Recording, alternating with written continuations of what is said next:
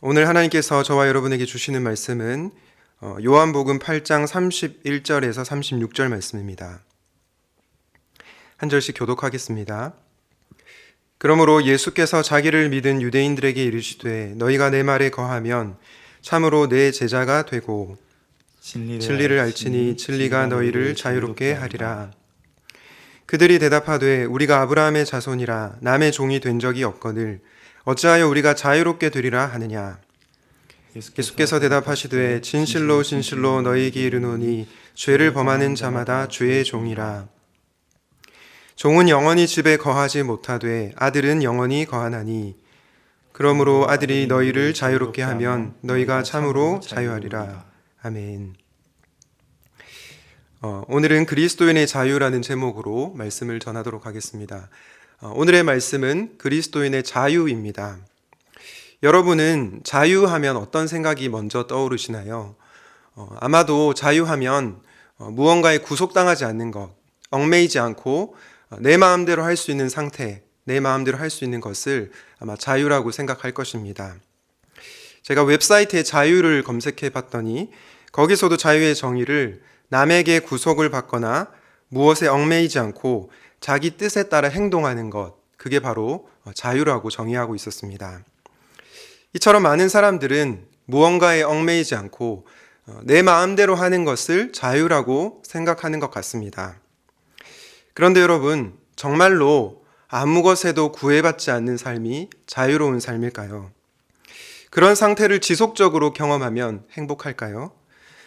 일시적으로는 행복할지 모릅니다. 그러나 시간이 지나면 지날수록 오히려 그것이 더 힘들고 불행한 삶이라는 것을 경험할 수 있습니다. 제가 올해 결혼한 지 13년 차가 되는데요. 저희 부부는 결혼하고 나서 단 한 번도 떨어져 산 적이 없습니다. 보통 한국에서 신학교에 진학하면 3년간 기숙사 생활을 해야 됩니다. 그래서 보통 이제 신학생 전도사님들이 신학교에 가기 때문에 주중에는 천안에 가 있고 또 주말에만 부부 생활, 이제 주말 부부 생활을 하는 거죠. 그런데 저는 신학교 유학 생활을 해서 주구장창 1년 365일 저희 아내와 함께 붙어 있었습니다. 여러분, 이렇게 한 번도 떨어지지 않은 저희 부부가 행복할까요? 네, 지금 설교를 저희 아내가 듣고 있을지 모르기 때문에 대답을 잘해야 되는데요. 저는 엄청나게 행복합니다. 네, 저희 아내는 어떨지 모르겠지만 저는 행복합니다. 그런데 결혼한 중년의 남성들 중에 많은 사람들이 자유를 꿈꿉니다. 가족에게 매이지 않고 혼자 여행을 떠나거나 혼자만의 시간을 가지고 싶어 합니다. 그런데 이렇게 다른 사람에게 구속받지 않고 얽매이지 않으면 정말로 행복할까요? 정말 자유로울까요? 그렇지는 않은 것 같습니다. 예전에 저희 아내와 아이들이 방학을 맞이해서 친정 고향집에 내려간 적이 있습니다. 지방에 갔는데요. 처음 아내가 집을 떠날 때 속으로 아싸, 이제 자유다, 이런 생각을 했습니다. 먹고 싶은 음식도 내 마음대로 먹고 집도 좀 어지르고 내 마음대로 살 수 있겠구나, 그런 생각을 했습니다. 물론 아내가 집을 떠날 때 굉장히 서운하고 아쉬운 표정 연기를 했었습니다. 그런데 이게 웬일입니까? 한 사흘째까지는 좋다가 나흘째 되니까 너무 힘이 드는 겁니다. 저희 아내와 아이들이 너무 보고 싶어졌습니다. 무언가에 얽매이지 않고 내 마음대로 할 수 있는 상태가 결코 행복한 것이 아니구나라는 것을 깨닫게 되었습니다. 그러면서 누구의 방해도 받지 않고 내 마음대로 할 수 있는 것이 어쩌면 진정한 자유가 아닐 수도 있겠다, 그런 생각을 하게 되었습니다. 그러므로 여러분, 인간은 아무 것에 매이지 않고 내 마음대로 살아갈 때 진정한 자유를 누릴 수 없습니다. 왜냐하면 인간은 관계적인 존재이기 때문입니다. 인간은 외딴 섬이 아닙니다. 혼자 지내는 것이 편한 사람이 있을지는 몰라도 우리는 결코 홀로 살아갈 수 없다는 것입니다. 꼭 부부관계만 적용되는 것은 아닙니다. 비혼주의자로 살아간다고 해도 우리에겐 친구가 필요합니다. 당장 듣기 싫을지는 몰라도 나에게 관심을 가지고 잔소리를 해주는 부모가 필요합니다. 내 삶의 고민을 들어주고 함께 웃고 함께 울 수 있는 목장 식구들이 필요합니다. 이런 관계 안에 있을 때 우리는 진정한 자유와 행복감을 느낍니다. 그런데 여러분, 도대체 그리스도인의 자유란 무엇일까요? 믿지 않는 사람과 믿는 사람이 공통적으로 경험하는 자유도 있지만 그리스도의 자유는 좀 결이 다른 것 같습니다. 특별히 성경은 우리가 진리이신 예수님 안에 있을 때 진정으로 자유로울 수 있다고 얘기합니다. 그 자유가 어떤 자유인지 오늘 본문을 통해서 묵상해 보려고 합니다. 바라기는 오늘 말씀을 통해 그리스도인의 자유를 깨닫고 참된 자유인으로 살아가시기를 우리 주님의 이름으로 축복합니다. 그리스도인의 자유는 어떤 자유입니까? 첫 번째는 죄로부터의 자유입니다. 요한복음 8장 32절에서 34절 말씀을 다시 한번 보겠습니다. 진리를 알지니 진리가 너희를 자유롭게 하리라. 그들이 대답하되 우리가 아브라함의 자손이라 남의 종이 된 적이 없거늘 어찌하여 우리가 자유롭게 되리라 하느냐. 예수께서 대답하시되 진실로 진실로 너희에게 이르노니 죄를 범하는 자마다 죄의 종이라. 예수님께서 자기를 믿는 유대인들에게 이렇게 말씀하십니다. 진리를 알지니 진리가 너희를 자유롭게 하리라. 그때 유대인들이 어떻게 반응합니까? 33절 내용에 보니까 우리가 아브라함의 자손이라 남의 종이 된 적이 없거늘 어떻게 자유할 것이라고 말씀합니까? 이렇게 묻고 있습니다. 여러분, 저는 성경을 읽을 때에 성경 그 문자를 넘어서 감정을 파악하는 것이 굉장히 중요하다고 봅니다. 왜냐하면 그 감정을 캐치할 때 이 성경 말씀을 더 잘 이해하기 때문이죠. 우리가 아브라함의 자손이라 남의 종이 된 적이 없거늘 어찌하여 우리가 자유롭게 되리라고 하느냐. 여러분은 이 말씀을 읽을 때 유대인들의 어떤 감정이 느껴지셨습니까? 저는 이 구절을 읽으면서 유대인들의 불만, 분노, 의구심, 이런 부정적인 감정이 느껴졌습니다. 도대체 유대인들은 왜 이렇게 불쾌한 감정을 가진 것입니까? 33절을 통해서 답을 알 수 있는데요. 유대인들은 스스로를 남의 종이라고 생각하지 않았기 때문입니다. 물론 유대인들은 로마의 지배 아래 있었기 때문에 로마의 종이라고 볼 수 있습니다. 그러나 그들은 스스로 남의 종이라고 생각하지 않았습니다. 그 이유는 아브라함의 자손이라는 자부심이 있었기 때문입니다. 정치적으로는 그들이 로마에 예속되어 있었을지 몰라도 그들은 하나님의 백성이라는 자부심이 있었던 것입니다. 그 누구의 종도 아니라 자기들은 하나님의 택함을 받은 백성, 즉 선민의식이 있었던 것입니다.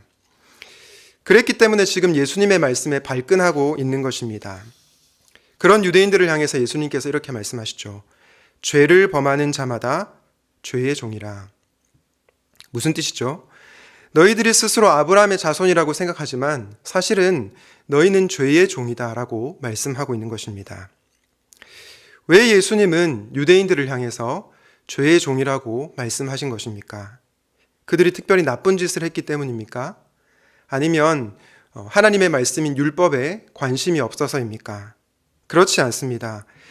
예수님께서 유대인들에게 너희들은 죄의 종이다 말씀하신 이유는 그들이 예수님을 믿지 않았고 그들이 예수님을 삶의 주인으로 받아들이지 않았기 때문입니다.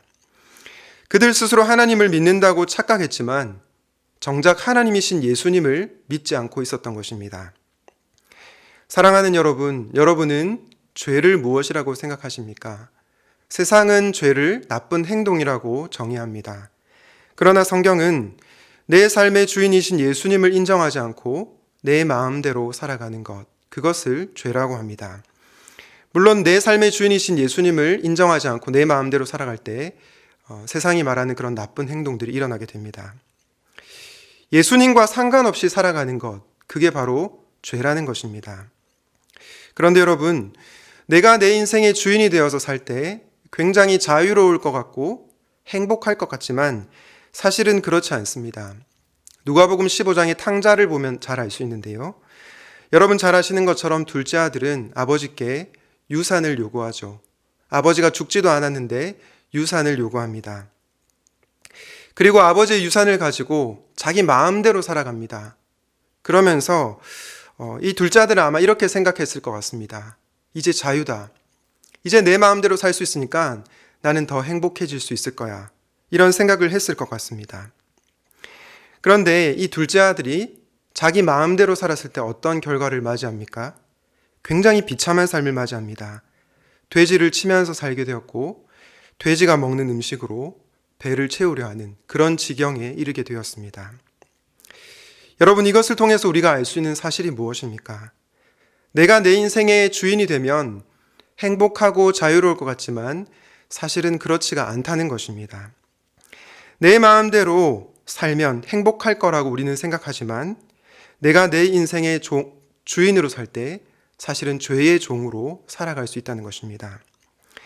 그렇다면 여러분, 우리는 왜 죄를 짓습니까? 왜 죄에 질질 끌려다니는 것입니까? 이 이유에 대해서 한 목사님이 굉장히 통찰력 있는 답변을 했는데요. 우리가 죄를 짓는 이유는 죄가 우리에게 약속을 주기 때문이라고 말을 했습니다.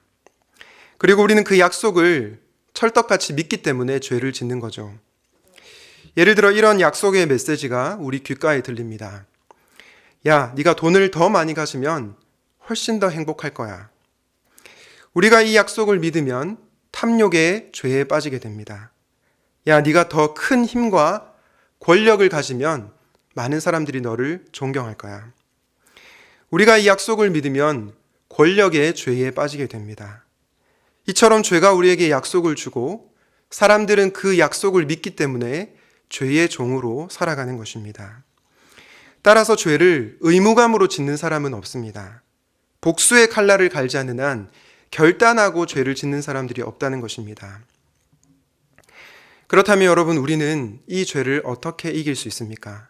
어떻게 하면 죄로부터 자유로울 수가 있을까요? 어떤 사람들은 금욕주의를 주장합니다. 절제하고 자기 의지로 노력하면 이 죄로부터 해방될 수 있다. 그렇게 말을 하죠. 그러나 실상은 그렇지가 않습니다. 팀 켈러 목사님께서 이런 예를 드는데요. 성적으로 방탕한 한 청년이 있었다고 합니다. 그 청년은 교회에 나오고 성경을 배우면서 자신의 음행의 죄를 깨닫게 됩니다. 그리고 더 이상 그 죄를 짓지 않기로 결단합니다. 실제로 이 청년은 자기 절제력과 의지가 굉장히 대단한 청년이어서 더 이상 음행의 죄를 짓지 않았습니다. 이 청년은 교회에 출석하면서 성경 지식도 생기게 되고 또 나름대로 교회에서 봉사활동도 많이 하게 되었습니다. 그런데 이 청년이 교회에서 다른 청년들과 무조건 싸움을 하는 것입니다. 토론을 하면 무조건 싸움을 하고 토론에서 반드시 이겨야지 직성이 풀리는 것입니다. 사랑하는 여러분, 이 청년이 정말로 죄로부터 자유하게 된 것일까요? 그렇지가 않습니다. 죄의 형태가 달라졌을 뿐 여전히 그는 죄의 종으로 살아가고 있습니다. 어떤 죄의 종입니까? 인정의 종으로 살아가고 있습니다. 사람들에게 인정을 받고 싶은 종으로 살아가고 있다는 것입니다. 사실 이 청년이 성적으로 방탕한 삶을 살게 된 이유는 자신의 연인에게 인정을 받고 싶었기 때문입니다. 사랑하는 연인에게 육체적 관계를 통해서 인정을 받으면서 기쁨을 누렸던 것입니다. 그런데 이 청년이 자신의 음행의 죄를 깨닫고 결심 후에 그 음행의 죄를 청산하지만 왜 다른 사람들과의 논쟁에서 무조건 이기려고만 했던 것일까요? 사람들에게 인정받기를 원하는 인정의 종으로 계속해서 살아가고 있었기 때문입니다. 자신이 다른 사람을 이겨야지만 사람들이 자기를 인정해 줄 거라고 생각했기 때문이죠. 이처럼 결단과 자기 의지만으로는 결코 죄로부터 자유로울 수가 없는 것입니다. 그렇다면 여러분, 우리는 어떻게 해야 죄로부터 자유로울 수가 있을까요? 그 답은 죄가 주는 만족보다 더 좋은 만족을 주면 됩니다. 저희 첫째가 6학년인데요. 투지폰을 씁니다. 남들은 별로 부러워하지도 않는데 그 핸드폰을 저희 아이가 굉장히 좋아합니다. 그 투지폰으로 시간이 나면 사진도 찍고 자기 친구들에게 문자를 보내면서 아주 즐거워합니다. 그런데 제가 저희 아이에게 저희 아이폰을 주면 그 투지폰은 거들떠도 안 보고 제 아이폰만 보고 그 아이폰에 집중하는 것을 볼 수 있습니다. 왜 그렇습니까? 아이폰이 2G폰보다 훨씬 좋기 때문이죠. 여러분, 제가 왜 이야기를 하고 있는 것입니까? 죄를 이기기 위해서 죄가 주는 만족보다 더 큰 만족을 찾으면 된다는 것입니다. 그분이 누구이십니까? 바로 예수님이십니다. 우리가 예수님을 더 갈망할 때, 예수님을 더 욕망할 때 우리는 죄로부터 자유로울 수 있습니다. 왜냐? 그분은 죄가 주는 기쁨보다 훨씬 더 큰 기쁨을 줄 수 있는 분이시기 때문이죠. 우리는 그분 안에 있을 때 세상이 줄 수 없는 참된 기쁨과 자유를 누릴 수 있기 때문입니다. 사랑하는 여러분, 우리에게 주어진 복음의 기쁜 소식이 무엇입니까? 그리스도께서 죄의 종으로 살아가고 있는 우리를 위하여 이 땅 가운데 오셨다는 것입니다. 우리를 죄로부터 자유케 하기 위해서 이 땅 가운데 오셨다는 것입니다. 그리고 우리가 그리스도의 종이 될 때 우리는 역설적으로 참된 자유를 누릴 수가 있는 것입니다. 예수님 안에서 만족을 누리는 사람들은 어떤 삶을 살아갑니까? 더 이상 쾌락의 종, 인정의 종, 탐욕의 종으로 살아가지 않습니다. 왜냐하면 쾌락과 인정과 탐욕이 주는 만족이 시시하게 여겨지기 때문입니다. 주 안에서 사랑하는 여러분, 이 세상 수많은 사람들이 스스로를 자유로운 영혼이라고 생각하지만 실상은 죄의 종으로 살아가는 경우들이 많습니다. 그러나 우리 그리스도인들은 죄로부터 자유한 자들입니다.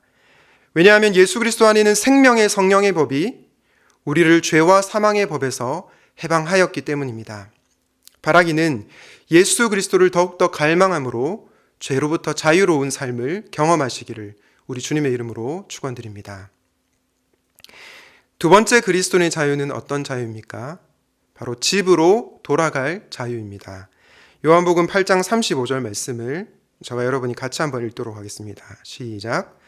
종은 영원히 집에 거하지 못하되 아들은 영원히 거하나니. 예수님께서 죄를 범하는 자마다 죄의 종이다 말씀하고 나서 바로 그 다음 구절에서 이렇게 말씀하십니다. 종은 영원히 집에 거하지 못하지만 아들은 영원히 거한다. 예수님을 믿는 그리스도인들이 누릴 수 있는 자유가 바로 아버지의 집에 거하는 자유라는 것입니다. 앞서 제가 그리스도인의 자유는 죄로부터의 자유라고 말씀을 드렸습니다. 그런데 여러분들이 이 말씀을 오해해서 그리스도인이 되면 아예 죄를 안 짓고 사는구나 이렇게 생각하시면 안 됩니다. 우리가 죄의 지배를 받진 않지만 우리도 연약한 인간인지라 죄를 지을 때가 있는 거죠. 죄를 짓지 않으려고 애쓰지만 실패하고 넘어질 때가 있다는 것입니다. 그럴 때 우리가 기억해야 할 사실이 무엇입니까? 우리에게 돌아갈 아버지의 집이 있다는 것입니다. 왜죠? 우리는 하나님의 자녀이기 때문입니다. 앞서 말씀드린 누가복음 15장의 탕자의 이야기를 다시 나누고 싶은데요. 여러분, 탕자가 아버지의 집으로 돌아갈 수 있었던 근본적인 이유가 무엇일까요? 그가 아버지께서 주신 유산을 다시 회복했기 때문입니까? 아니면 아버지 보시기에 완벽하고 흠없는 삶을 살았기 때문일까요? 그렇지 않습니다. 탕자가 아버지의 집으로 돌아갈 수 있었던 단 한 가지 이유, 그가 아버지의 아들이었기 때문입니다. 아버지도 허랑방탕하게 살던 그 둘째 아들을 맞이한 이유가, 사랑으로 맞이한 이유가 바로 그의 자녀였기 때문이죠. 아무리 못난 자식이어도 그 자식은 그의 자식이었기 때문입니다. 저에게 두 자녀가 있는데요. 저희 애들이 아무리 잘못을 해도 저는 그 자녀를 포기할 수 없습니다. 물론 잘못하면 때로는 훈계도 하지만 저는 그 자녀들을 결코 버리지 못합니다. 왜냐? 제가 사랑하는 자녀들이기 때문입니다. 하나님도 마찬가지이십니다. 하나님도 저와 여러분을 예수 그리스도 안에서 자녀로 삼으시고 결코 포기하지 않으시는 것입니다. 요한복음 1장 12절은 이렇게 말씀합니다. 영접하는 자 곧 그 이름을 믿는 자들에게는 하나님의 자녀가 되는 권세를 주셨으니. 예수의 이름을 믿는 자들에게 주어지는 권세가 무엇입니까? 하나님의 자녀가 되는 권세입니다. 따라서 예수를 믿는 그리스도인들은 하나님의 자녀이고 하나님의 자녀는 하나님께서 결코 포기하지 않는다는 것입니다. 이 사실을 확실하게 믿는 자들은 아버지의 집으로 돌아가게 되어 있다는 것입니다. 때로 잘못하더라도 회개하고 아버지의 품으로 돌아간다는 것이죠. 저는 우리에게 돌아갈 집이 있다는 것이 얼마나 감사한지 모르겠습니다. 그리고 돌아갈 수 있는 아버지의 품이 있다는 사실이 얼마나 큰 은혜인지 모르겠습니다. 그런 점에서 저는 여러분들이 아버지의 집으로 돌아갈 수 있는 하나님의 자녀임을 기억하고 사시기를 바랍니다. 레이디 버드라고 하는 영화를 보시면 크리스틴이라고 하는 고등학교 여학생이 나오는데요. 이 여학생은 자신이 살고 있는 그 지역을 굉장히 따분하고 형편없는 그런 지역, 동네라고 생각합니다. 그리고 자기 엄마가 자기를 너무 구속한다고 생각하고 엄마는 나한테 잔소리만 하는 귀찮은 존재라고 생각합니다. 그리고 자기가 살고 있는 지역과 구속하는 엄마를 벗어나 타 지역에 있는 대학에 진학을 하려고 합니다. 거기 가면 진짜 자유를 누릴 수 있다고 생각한 거죠. 그리고 사람들이 자신의 이름을 물어보면 저는 크리스틴이에요 이렇게 대답하지 않고 저는 레이디 버드입니다 라고 대답을 합니다. 여러분, 왜 크리스틴은 자신의 이름을 레이디 버드라고 했을까요? 아마도 새처럼 자유롭게 날아가고 싶은 그런 영혼이었기 때문일 겁니다. 무언가에 속박당하지 않고 자유롭게 살기를 원했던 거죠. 그래서 사람들이 너의 이름이 뭐니 물어봤을 때 저는 크리스틴이에요 라고 대답하지 않고 저는 레이디 버드입니다 라고 답을 한 것입니다. 그런데 여러분, 이 영화 마지막에 보면 그렇게 자유를 꿈꾸던 크리스틴이 부모님께 전화해서 음성 메시지를 남깁니다. 그 메시지는 바로 엄마, 아빠, 저예요, 크리스틴. 엄마, 아빠가 저에게 주신 이름이죠. 좋은 이름이에요. 이렇게 대답을 합니다. 여러분, 자신을 레이디 버드라고 부르며 자유로운 삶을 꿈꿨던 크리스틴이 왜 다시 부모님이 주신 이름을 좋은 이름이라고 한 것일까요? 집을 떠나보니까 사실은 그게 진짜 자유가 아님을 알았기 때문입니다. 진짜 자유는 집에 속해 있는 것임을 깨달았기 때문입니다. 잔소리하는 엄마를 떠나면 정말로 자유로울 거라고 생각했지만 막상 집을 떠나보니 사랑하는 어머니 품 안에 있을 때 진짜 자유를 경험한다는 것을 실존적으로 깨달았기 때문입니다. 유명한 신학자인 어거스틴을 아실 겁니다. 어거스틴은 젊어서 굉장히 방탕한 삶을 살았습니다. 성적으로도 문란한 삶을 살았고요. 마니교라는 거짓 종교에도 빠지기도 했습니다. 아마도 그는 그런 삶을 살면서 내 마음대로 사니까 나는 자유로운 영혼이다라고 생각했을지 모르겠습니다. 그러나 그가 경험한 자유는 사실은 가짜 자유였습니다. 그가 주님을 만나고 나서 자신이 경험한 자유가 참 자유요, 진짜 자유라는 것을 깨달았습니다. 그런 어거스틴이 이런 고백을 합니다. 나는 주님의 길이 아니라 나 자신의 길을 사랑했습니다. 내가 사랑하는 자유는 도망치는 자유였을 뿐입니다. 주 안에서 사랑하는 여러분, 누가복음 15장에 나오는 탕자도, 레이디 버드에 나오는 크리스틴도, 그리고 어거스틴도 모두 집을 떠나 자유로운 삶을 살고자 했지만 정작 그들은 참된 자유를 누릴 수가 없었습니다. 왜냐하면 그 자유는 진짜 자유가 아니고 가짜 자유, 도망치는 자유였기 때문입니다. 사랑하는 여러분, 종은 영원히 집에 거하지 못하지만 아들은 아버지의 집에 영원히 거할 수 있습니다. 혹시 여러분들 중에 아버지의 집을 떠나 방황하고 있는 분들이 계십니까? 그렇다면 다시 아버지의 집으로 돌아오십시오. 자녀는 우리가 집으로 돌아올 때 우리의 아버지신 하나님은 두 팔을 벌려서 저와 여러분을 안아주실 것입니다. 우리에게 집으로 돌아갈 자유가 있음을 믿고 아버지의 집으로 돌아오는 여러분들이 되시기를 우리 주님의 이름으로 축원드립니다. 그리스도의 자유에 대해서 묵상을 하고 있는데요. 그리스도의 자유, 마지막 자유는 무엇입니까? 바로 사귐의 자유입니다. 다르게 표현해서 관계가 주는 자유라고 할 수 있겠습니다. 여러분, 우리가 코로나로 인해서 힘든 이유가 무엇입니까? 여러 가지 이유가 있겠지만 사람을 만나서 교제하지 못하는 게 참 힘든 것 같습니다. 5인 이상 모이지 못하니 다른 사람들과 교제할 수 있는 기쁨을 놓치게 된 거죠. 이전처럼 사귐의 자유를 잃어버리게 되니까 우리가 힘들어하고 있습니다. 그만큼 인간에게 있어서 중요한 것은 사귐입니다.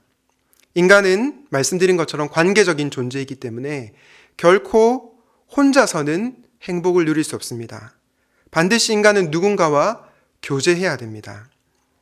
그런데 여러분, 우리 그리스도인들에게는 세상 사람들이 알지 못하는 사귐의 자유가 있습니다. 그 자유가 어떤 자유입니까? 바로 부활이요 생명이신 예수님과 사귈 수 있는 자유입니다. 언택트 시대도 막을 수 없는 예수님과 사귈 수 있는 자유가 우리에게 있다는 것이죠. 요한복음 8장 31절과 32절 말씀을 다시 한번 보겠습니다.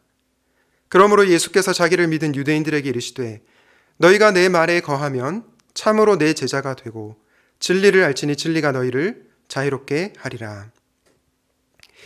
예수님께서 진리가 너희를 자유롭게 하리라 말씀하시는데요. 그 전에 이렇게 말씀하십니다.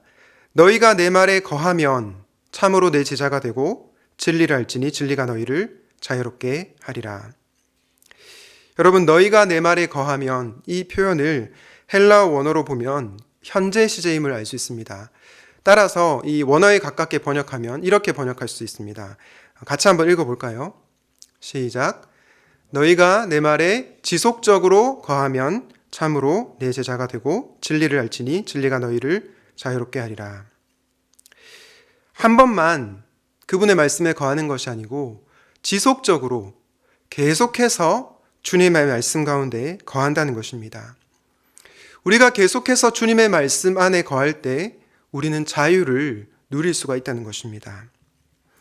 말씀이신 예수님께서 우리 안에 계심으로 말미암아 그 예수님께서 우리를 자유케 하신다는 것입니다. 결국 우리가 참된 자유를 누릴 수 있는 비결이 무엇입니까? 진리의 말씀 가운데 지속적으로 거하는 것입니다. 여러분은 혹시 진리의 말씀 가운데 지속적으로 거해 본 경험이 있으십니까?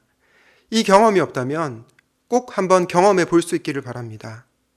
진리의 말씀 가운데 거하게 되면, 지속적으로 거하게 되면 처음에는 내가 말씀을 읽는 것 같지만 시간이 지나면 말씀이 나를 읽는 것처럼 느껴집니다. 말씀이 나의 영혼을 회복하고 말씀의 세계로 깊이 있게 푹 빠지는 경험을 하게 됩니다. 말씀에 압도당하는 경험을 합니다. 이런 관점에서 저는 여러분들에게 좀 실천적인 제안을 드리고 싶습니다. 제가 드리고 싶은 제안은 여러분들이 말씀 묵상 기도를 해보라는 것입니다. 말씀 묵상 기도란 말씀을 주야로 읊조리고 묵상하고 암송하고 그 말씀을 살아내는 것입니다. 말씀을 머리로만 이해하는 것을 넘어서 가슴으로 느끼고 삶으로 말씀을 살아내는 것입니다. 그럴 때 우리의 내면과 삶에 놀라운 변화가 일어나게 될 것입니다. 요즘 우리가 요한복음 본문으로 큐티를 하고 있죠. 특별히 저는 여러분들이 이 요한복음 말씀을 묵상하면서 말씀 묵상 기도를 해보면 좋겠습니다. 특별히 말씀에 등장하는 인물이 되어볼 것을 추천합니다. 그리고 그 인물이 만났던 예수님을 나도 한번 만나보는 것입니다. 요한복음 3장에 누가 나왔죠? 니고데모가 나왔습니다. 니고데모는 진리에 대해서 굉장히 관심은 많았지만 거듭남을 경험하지 못했습니다. 그런 자가 훗날 예수님을 만나고 나서 어떻게 변화되었습니까? 돌아가신 예수님을 장사하러 오게 되었죠. 예수님을 자신의 왕으로 모시게 된 것입니다. 요한복음 4장에는 누가 나왔습니까? 사마리아 여인이 나왔습니다. 5번 결혼하고 6번째 남자와 동거하고 있었지만 여전히 무언가 갈증을 느끼는 외로운 여인이었습니다.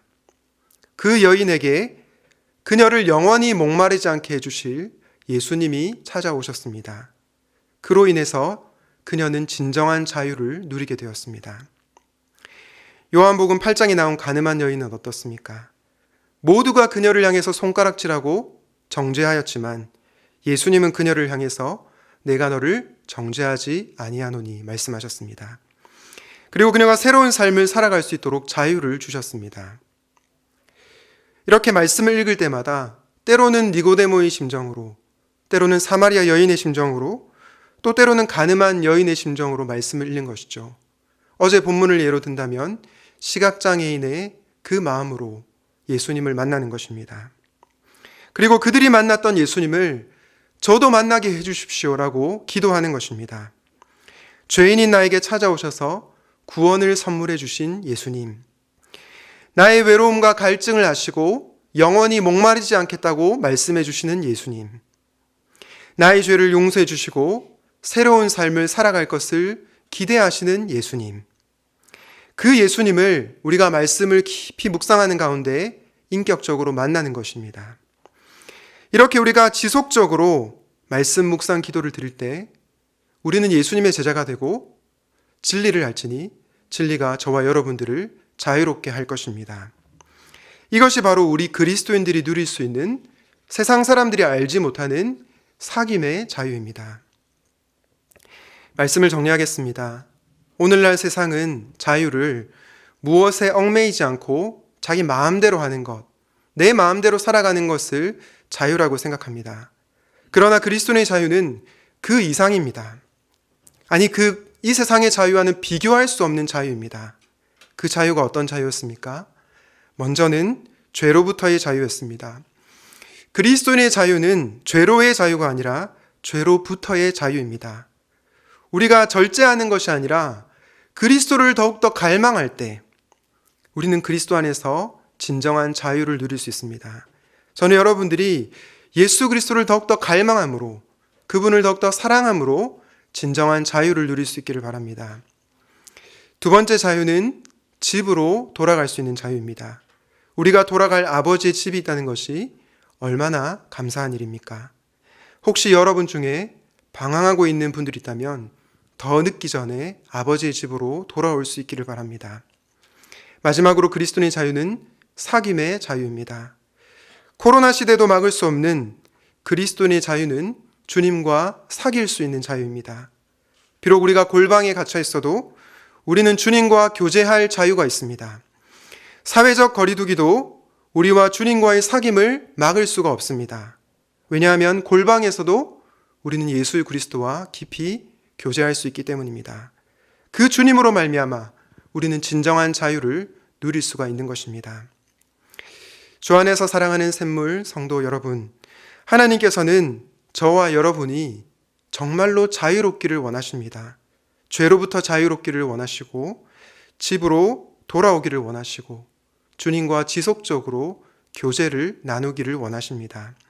그 주님의 마음을 알고 세상이 말하는 자유가 아니라 그리스도인의 자유를 만끽하며 사시는 저와 여러분 되시기를 우리 주님의 이름으로 축원드립니다. 아멘. 우리 함께 말씀을 기억하면서 은혜로다 함께 찬양하도록 하겠습니다.